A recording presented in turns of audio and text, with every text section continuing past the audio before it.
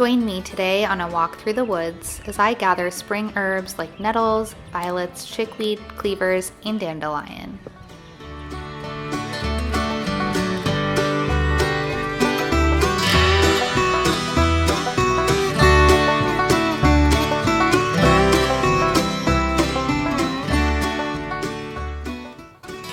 This plant is stinging nettle. Stinging nettle grows about 2 to 5 feet tall with opposite leaves that are deeply toothed and pointed on the end. There are hairs all over the nettle that inject formic acid into the skin, which is the same acid as a bee sting, hence the name stinging nettle. I love nettle for its nutritive properties. It's very rich in vitamins and minerals, and I love to use it for infused vinegars, teas, and infusions.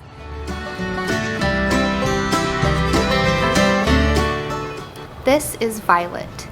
Violet grows low to the ground with heart-shaped leaves and purple flowers that are irregular with 5 petals. Violet is another herb that is very rich in vitamins and minerals. It's especially rich in vitamin C. The leaves I eat in the spring like lettuce, and the flowers I harvest for medicine. Violet flowers have been shown to be effective for colds and flus and supporting the immune system. And they also stimulate lymph flow. At the end of the video, I'm going to show you how to make my favorite violet flower lemonade. Here I have chickweed. Chickweed also grows low to the ground in mats. It has opposite leaves that are teardrop shaped. It's also known as mouse ear because of the leaf shape. Chickweed is known as the great dissolver, and it really is. It does an amazing job at dissolving things like cysts. I like to make a chickweed liniment by infusing fresh chickweed plant in rubbing alcohol, and I can use that topically.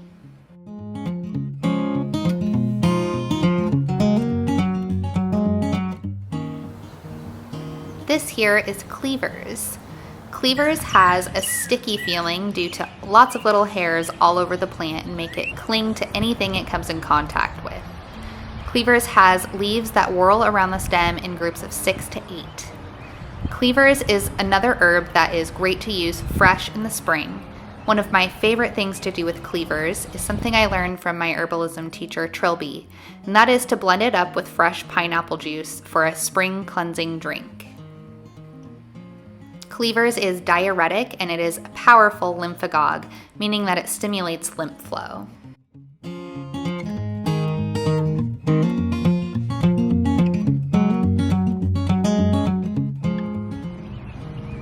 And of course, here is dandelion. Dandelion leaves grow in a basal rosette and they are deeply toothed. There will be a single yellow bloom on a single stem, and the stem will emit a milky sap when it is cut. Dandelion leaves can be eaten as a pot herb, and the flowers and the sap can be used as medicine. The root also can be dried and used for teas or roasted and used as a coffee substitute. The dandelion is so incredible because the entire plant is medicinal and edible.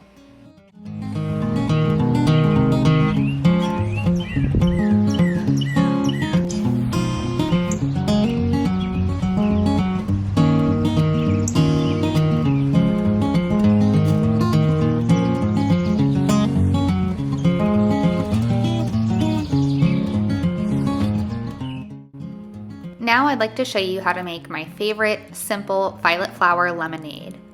First, you'll need to gather 2 cups or a pint of fresh violet flowers.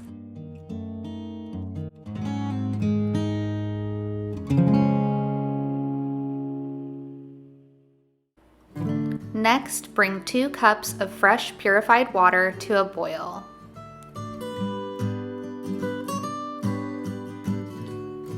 Pour the boiling water over the violet flowers, place the lid on top, and let this steep overnight.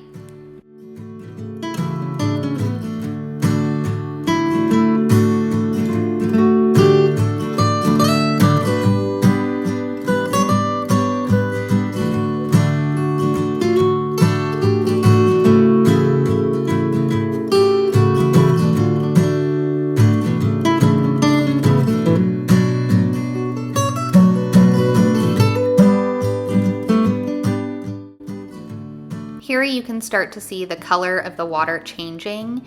It's going to become a deep sapphire blue over time.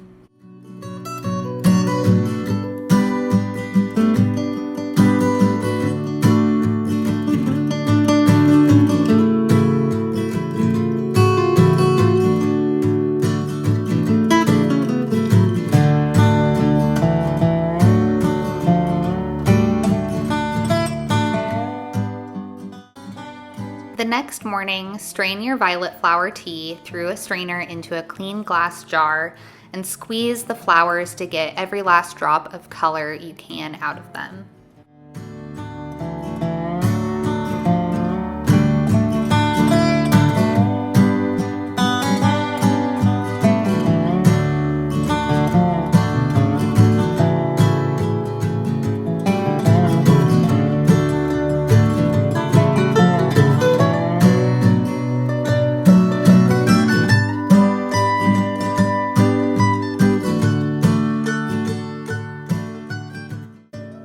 Now it's time to add your lemonade. This is water kefir lemonade. That's just 4 cups of water kefir to half a cup of fresh lemon juice. You can make your lemonade any way you like. You're just going to pour that in and watch the color change from that sapphire blue to this beautiful bright magenta.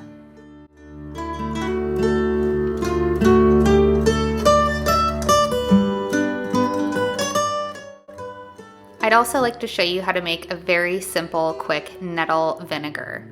So what I have here is just a bundle of fresh nettle leaves. They're actually slightly dried. I hung them up to dry overnight. I've got a clean glass jar and I've got raw apple cider vinegar. Now, all I'm going to do is I'm going to tear up or chop up the nettle leaves, place them in the jar, making sure that the jar is about 2/3 full. And then I'm going to cover to the top with raw apple cider vinegar.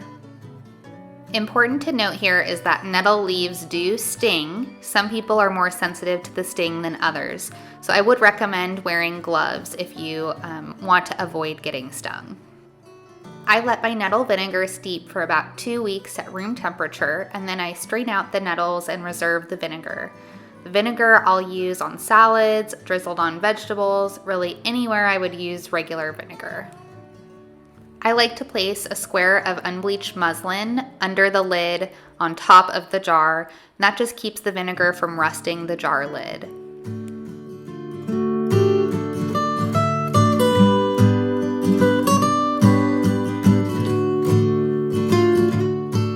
Thank you for watching. I hope you enjoyed this and learned something about foraging spring herbs.